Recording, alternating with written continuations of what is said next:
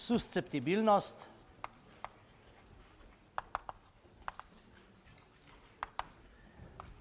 dielektričnost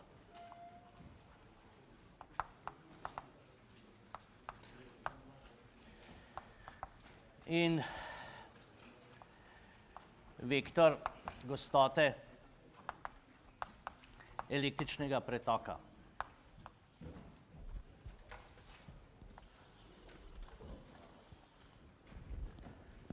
Torej, tri nove pojme bomo zdaj za začetek osvojili. Susceptibilnost, to je pravzaprav lastnost snovi ali pa dovzetnost snovi za polariziranje, za to usmerjanje. No, dielektričnost kot termin že poznamo, rekli smo dielektričnost praznega prostora. Tokrat bomo spoznali dielektričnost neke splošne snovi in v zvezi s tem bomo seveda artikulirali tudi relativno dielektričnost, svojsko mediju. No, in kot rečeno tudi vektor gostote električnega pretoka. To bo nekako začetna tema. Zdaj, dajmo pogledati, kaj imamo. Zadnjič smo ugotovili, da je lastnost tega vektorja polarizacije sledeča. To se pravi, če ta vektor, tako kot je definiran, kot prostolinska gostota električnega dipolskega momenta, če testiramo njegovo izvornost oziroma integral skozi sklenjeno ploskvo, smo ugotovili, da odtipamo množino objetega vezanega naboja z minusom.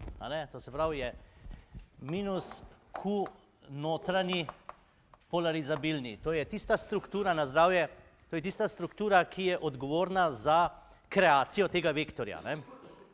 Torej ta polarizabilna struktura, vezana struktura nabojev, smo rekli, se samo izmakne oziroma malenkostno premakne ali znotraj molekule, ali znotraj atoma, znotraj kristala. Tako. No, seveda, k tele enačbi bi zdaj dali še enačbo, ki velja za vektor E, to je Gaussov zakon, ki ga lahko pišemo za vsako ploskev, lahko sta ti dve ploskvi isti, in bomo tudi tako razumeli, da sta kar to ista ploskev, sicer je lahko različno. Zatole smo pa ugotovili, da je to naboj z epsilon nič. Objeti naboj. Torej, tule se danes nekako prvič začnemo nekako, bi rekel, skoraj šovinistično vest, da naboje delimo na proste in vezane, bolj ali manj svobodne. Ko tule pišemo naboji znotraj te ploskve, imamo v mislih vse naboje. Že zadnjič smo pa začeli pravzaprav že to segregacijo nekako vršiti, da delimo na take in drugačne. No, zdaj bi tukaj pravzaprav dobili skušnjavo, da bi ti dve enačbi nekako skupaj zložili, kajti ta ploskev pri enem ali drugem zapisu je lahko ista in tudi je, rečemo, če smo se tako zmenili. Potem bi človek tole enačbo pomnožil z epsilon nič, gre potem epsilon semle, pa sešteli bi. Ta integral plus ta integral vsota, integralov je integral vsote. Se pravi, pišemo integral epsilon nič E plus P krat dA je enako sedaj, kaj ostaja? Ja, Q notranji minus Q notranji polarizacijski ali polarizabilni. To se pravi, to so vsi naboji in če od vseh nabojev odštejem tiste, ki oblikujejo vektor polarizacije, dobimo katero strukturo? če od vseh uštejemo te, dobimo prosto, ja. To se pravi, Q notranji prosti. No, tule se pa pravzaprav ponuja prilika, da tej kombinaciji vektorjev damo nov vektorski pomen ali pa značaj ali pa karakteristiko in to opredelimo z novim vektorjem D. Torej, definicija vektorja D je sledeča. No in seveda za ta novi vektor, ki ga bomo takole opredelili in se bomo o njem danes še tudi kaj pogovarjali, ta vektor D, zanj velja sedaj kaj? Novi Gaussov zakon. In Gaussov zakon pravi, da je pretok tega novega vektorja skozi sklenjeno ploskvo enako Q notranji prosti.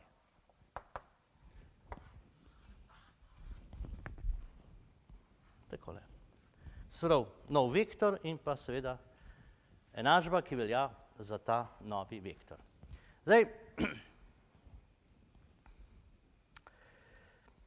tej enačbi rečemo tako kot tejle zgornji, tudi, da je Maxwellova enačba.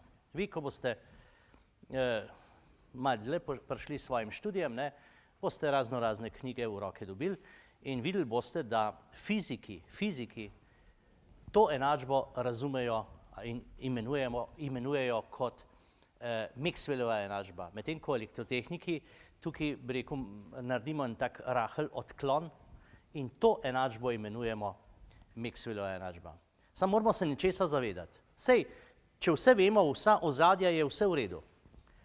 Ampak vedeti moramo, da je v tej enačbi tale vektor, ki je pravzaprav kombinacija dveh, to je ena zadeva, in da je tule pravzaprav samo en del celotne elektrinske strukture. To se pravi, ta enačba pravzaprav ne zajame celotnega fenomena. Posredno ga, ampak tako na prvo žogo, na prvi izgled bi pa človek rekel, ja, sej električno polje kreirajo tako prosti kot vezani naboji. Zato je z tega vidika ta enačba bolj temeljna. To se pravi, bi lahko rekli, da fiziki, ko to enačbo imenujejo Maxwellova temeljna enačba, imajo pravzaprav bolj prav, če smo čisto pošteni. Tukaj se moramo malo s pepelom posuditi. Tako, ampak, če pa vso ozadje, celo zgodbo poznamo, pa ni problem, da rečemo, da je to Maxwellova enačba. Samo, da se zavedamo tega, da na prvo žogo ni vsega razvidnega skozi njo. Zakaj to govorim? Glejte, zadnjič, ko smo rekli, da damo tisti dielektrik oziroma izolant v električno polje, se tisto polje zdaj spremeni. In to spremenjeno polje je pravzaprav nekako interakcija dveh zadev, tistih polja prvotnih nabojev in polja teh vezanih nabojev. Torej, tudi vezani naboji so kreatorji električnega polja. Torej, vsi naboji so oblikovalci električnega polja. Tako. Ja, zdaj, da bi poskušali s kakšno težko fizikalno ozadje tega vektorja, se ni treba s tem, bi rekel, preveč mučiti. Mučiti se ni treba, zakaj? Če se zavedamo, kako smo do vektorja P prišli, da je to, bi rekel, izhajali smo iz dipola in smo potem produktu naboja in razdalje, pa še vektorsko priredili vektorsko količino, potem pa volumska gostota in tako naprej. Torej, tukaj smo imeli pravzaprav neke postopke, ki s fiziko nimajo nič skupnega. To se pravi, tale vektor E je sila, to pa je fizikalni vektor, to se pravi nekako direktno tudi merljiv ali pa indirektno. No, ta vektor polarizacije je pa več ali manj, tako bi rekel, tvorba. No in zdaj, če vsoto delamo enega, ki ga nekako pooseblja sila in enega, ki ga ne pooseblja nič kaj drugega kot naš dogovor, potem tudi tukaj ne moramo kakšne težke fizikalne globine iskati, ampak zgolj skozi definicijo in pa skozi matematično lastnost, ki jo pa ta vektor ima. Ampak videli bomo, da ima kljub vsemu tale vektor v elektrotehniki pomembno mesto, pomembno vlogo. Zakaj? Glejte, razlog je v tejle strukturi. Prosta struktura. To je pa tista struktura, s katero mi kot elektrotehniki pravzaprav prvenstveno manipuliramo. Mi te proste naboje preko žic in tako naprej kanaliziramo, usmerjamo. Mi tudi tok takih prostih nosilcev znamo meriti in tako naprej. Te strukture vezanih nabojev mi nimamo direktno v oblasti, direktno. Mi se ne moramo noter v dielektrik, bi rekel, nekako prihuliti in potem, jaz ne vem, nekaj preštevati. Ne? To se pravi, ta vektor je pravzaprav nam nedosegljiv. A ne? No, ta vektor D pa lahko preko proste strukture, ki jo pa znam meriti in tako naprej, pa, bi rekel, imam, bi rekel, nekako boljši pregled nad tem vektorjem, a ne? No, če imam pregled na nek način nad tem vektorjem in nad tem, imam posredno tudi nad vektorjem polarizacije. To se pravi, da bom jaz vektor polarizacije nekako tako, bi rekel, po ovinkih pridobil. Direktno pa ne. Tako. Ja, morda še enota, ki je povsem razvidna, a ne? Če imamo tukaj integracijo po ploskvi, a ne? Potem je vektor D, ne, takšnih enot kot vektor P, to je pa ploskovna gostota naboja, to so koloni na meter. Ne. Se pravi, enota tega vektorja ali tistega, ne, so koloni na kvadratni meter, ne, amper sekunde na kvadratni meter. Torej, ta vektor D ima enako enoto kot gostota ploskovno porazdeljenega naboja. Ne. Tako.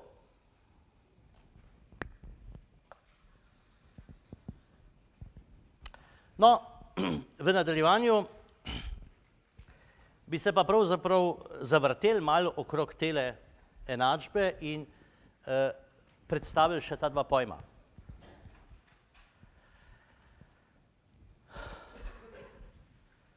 Torej, že zadnjič, ko smo govorili o mehanizmih polariziranja snovi, ne, omenjali smo tri, dipolsko, elektronsko, ionsko, ne, smo nekako predpostavili neko električno polsko jakost in potem, bi rekel, nekako si poskušali predstaviti odziv snovi na to polje, preko sile seveda, ali navora. Ne. No, tako da sta bila vektor E in P nekako na vseh slikah prisotna. Ne. P kot nekako posledica delovanja električnega polja. Ne?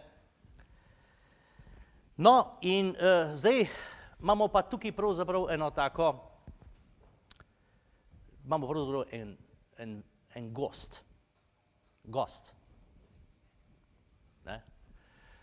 Torej, povezava med E in P je v naših snoveh lahko zelo, zelo, zelo različna.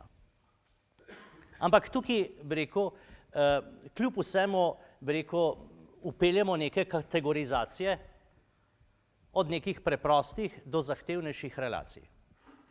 No, veliko snovi je takih, veliko, pretežna množica snovi je takšna, da je odnos med E in P linearen. In bomo temu rekli kar linearna snov. Kaj hočem s tem povedati? Če je medij snov linearna, potem čisto po domače, pri dvakrat močnejšem polju bo tudi odziv, torej polarizacija, dvakrat močnejša. To se pravi, bi lahko takole rekli, odziv, ki ga nekako pooseblja vektor P, je sorazmeren poljski jakosti. No, seveda, ker imamo v sorazmerju dva vektorja, ne, potem ta enačba pravzaprav govori o kolinarnosti teh dveh vektorjev. Ne. To se pravi, da lahko v nadaljevanju tole pišem, P je pač neka konstanta krat E za neko snov, linearno snov. No, Seveda, tista konstanta že kar nekako vidimo, kakšna bi morala biti. To se pravi, to bo neka številka, tudi z mersko enoto. Če je vektor polarizacije kolon na meter, poljska jakost je pa volt na meter, kolon na meter kvadrat, E pa volt na meter, to se pravi, da je ta sorazmernostna konstanta dimenzija dielektričnosti. No, in tisto sorazmernostno konstanto sedaj izpišemo takole. Z neko konstanto, ki je pomnožena z dielektričnostjo praznega prostora krat E. No, in tej sorazmernostni konstanti rečemo električna susceptibilnost. Torej, električna susceptibilnost. Torej, ta konstanta nam pravzaprav govori o tem, o neke vrste polarizabilnosti, kako je določena snov dovzetna za usmerjanje za polarizacijo. No, in kot taka je neimenovano število, brez enot, če bi takole zapisal brez enot. Neimenovano število, epsilonic so pa, kot vemo, amperske sekunde na voltmeter. No, in seveda, zdaj, če gremo s takim zapisom v definicijsko enačbo, pišemo, da je D pač epsilon nič E plus P oziroma epsilon nič, pa bomo pisali 1 plus susceptibilnost krat E. No, tej novi konstanti rečemo relativna dielektričnost.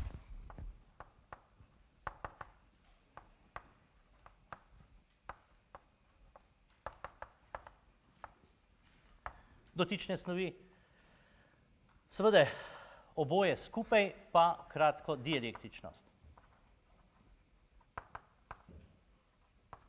Torej bi takole rekli, epsilon je sedaj 1 plus susceptibilnost krat epsilon nič, to je epsilon r krat epsilon nič. Tole smo želeli povedati in iz tega ven seveda tole pišemo kot epsilon nič epsilon r e oziroma kot epsilon e.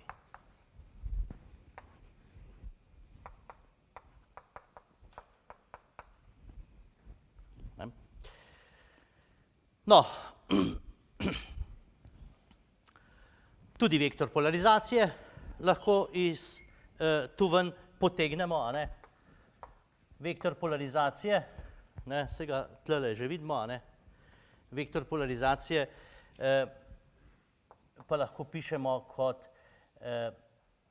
kaj pa vem, ali ga zdejem lahko izrazimo, mogoče epsilon r manj 1 z epsilon r krat d. Ali tudi, no, saj tudi z e-em lahko. Torej, v linearni snovi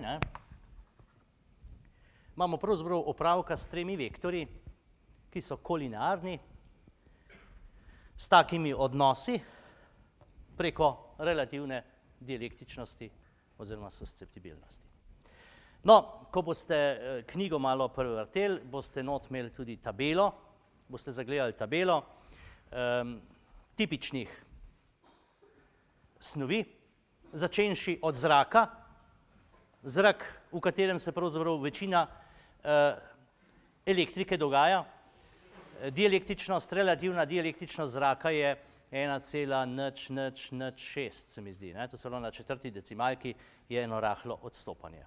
Se pravi, tudi zrak se delno polarizira, ampak to dielektričnost zraka mi povozimo in pišemo kar epsilon nič. No, potem imate pa naštete še druge snovi, tudi tipične izolacijske snovi, kot je olje, guma in tako naprej. Vmes se znajdejo tudi snovi, ki smo jih tudi že tule omenjali, voda kot snov, ki se dipoljsko polarizira, pa je hkrati tudi prevodna snov, ima dielektričnost relativno 81, alkohol je tudi omenjen, ki ima tudi polarne molekule, ima pa relativno tam okrog 30, malo pod 30, sej boste pogledali. Pa končno vse te številke niso tako pomembne. Tukaj se pač opiramo na razne tabele, ki jih najdemo po priročnikih, po knjigah, taki in drugačni literaturi. Zdaj, seveda bo verjetno kakšnega zanimalo, kako do teh konstant tudi pridemo. Te konstante so pridobljene empirično z meritvijo in ko bomo zadevo, bi rekel, nadaljevali, boste pravzaprav zelo hitro lahko dobili eno idejo, kako bi dialektičnost neke snovi izmerili. Vzeli bi kratko malo kondenzator, enkrat bi vzeli, da je to zračni kondenzator, drugič bi pa, rečemo, med plošči ali pa v nek tako ali drugače oblikovan kondenzator vnesli dialektično snov in bi enkrat pogledali, koliko je pri neki izbrani napetosti se nabralo naboja na nasprotnih ploščah, potem bi dali pa dielektrik in spet pri isti napetosti pogledali, kakšen je naboj na ploščah in pravzaprav novi naboj deljeno s starim nabojem je že relativna dialektičnost. Torej zelo, zelo preprosto. No, za dialektičnost vode pa ne bi bilo tako enostavno, ker je voda tudi prevodna in je pravzaprav pri enosmernih razmerah njen odziv bolj prevodniški kot dialektičen. Ta dialektičnost se potem pokaže in se da meriti šele pri izmeničnih poljih. No, ampak to je zdaj preveč za tole našo temo, o tem morda kasneje. Takole, no, seveda poznamo tudi nelinearne snovi. No, za nelinearno snov bi bilo značilno, da ta odnos pač ni takšen, kot je tule zapisano, trivialen, sorazmeren, ampak je lahko to v nekem funkcijskem odnosu. No, tudi tukaj je pravzaprav na delu empirika, da mi za neke snovi to relacijo eksperimentalno, z meritvijo prepoznamo. No, še naslednja zadeva, ki smo jo morda tudi omenjali, je pa izotropnost snovi oziroma anizotropnost snovi. Že pri kristalih, pri ionski polarizaciji smo rekli, da je pri nesimetričnih kristalih ta snov drugače dovzetna za polarizacijo vzdolž ene kristalne ali druge kristalne osi. Tako da se lahko zgodi, da je, če bi tako po domače rekli, da je tale susceptibilnost vzdolž ene osi drugačna kot vzdolž druge, morda drugačna kot vzdolž tretje. To se pravi, če je snov anizotropna, če sem tukaj malo anizotropnost, tukaj se pa izkazuje, da vektor polarizacije ni sorazmeren poljski jakosti, takole, to se pravi, da ne govorimo o kolinarnosti, ampak se lahko zgodi, da je vektor polarizacije drugačne smeri kot vektor električnega polja. No, ko boste noter v knjigi malo bolj detaljno brali, boste tam nekje v fusnoti najdeli tudi, rečemo, primer lesa, da ima vzdolž vlaken drugačno dialektičnost kot prečno.